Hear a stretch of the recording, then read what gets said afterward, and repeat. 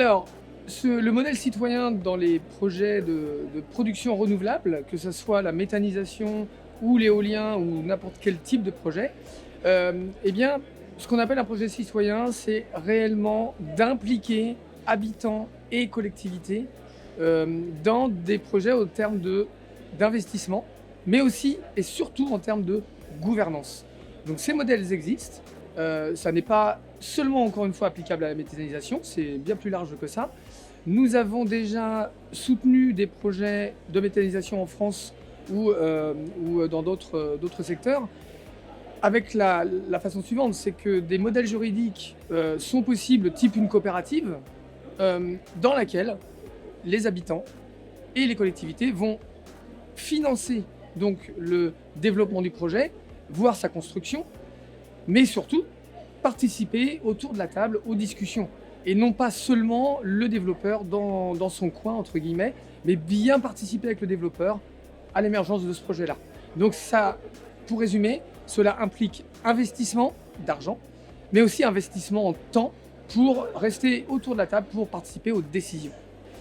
Alors le credo d'Enercop, entre autres, qui est un des pionniers de la transition énergétique citoyenne en France, est le suivant. C'est que dans transition énergétique citoyenne, il y a deux aspects. Transition énergétique, qui, on va dire, reste assez technique. Donc on va parler de méthaniseurs, de parcs éoliens, mais aussi de sobriété énergétique, par exemple. Mais il y a le côté aussi citoyen.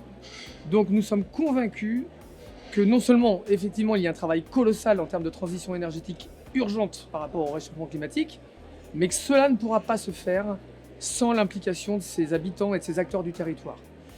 Et pour les impliquer, l'une des premières briques est d'aller à leur rencontre, de les informer d'un projet de méthanisation, par exemple, qui peut avoir lieu, mais aussi de les informer donc de l'enjeu environnemental. Et on se rend compte que plus on informe, plus on sensibilise sur ces questions-là, plus les acteurs, donc habitants, collectivités, etc., prennent conscience de la situation et donc vont accepter d'autant plus facilement qu'un projet de production type méthanisation soit sur leur territoire. Par contre, là où on met une brique supplémentaire, c'est qu'on souhaite clairement qu'on ne s'arrête pas seulement à l'information et à la sensibilisation, et c'est ce que je disais un peu plus tôt. Il faut aussi proposer aux acteurs du territoire un investissement et la gouvernance du projet. Et c'est-à-dire, grosso modo, pour résumer les choses, ça n'est pas seulement supporter les conséquences négatives d'un projet, mais aussi en bénéficier, alors par des dividendes, par une dynamique sociale qui existe grâce à ce projet-là alors qu'elle n'existait pas avant, une interconnaissance de territoire, la résilience du territoire, j'en passe et des meilleurs. Mais en tout cas, il faut que les acteurs bénéficient aussi de ce moyen de production.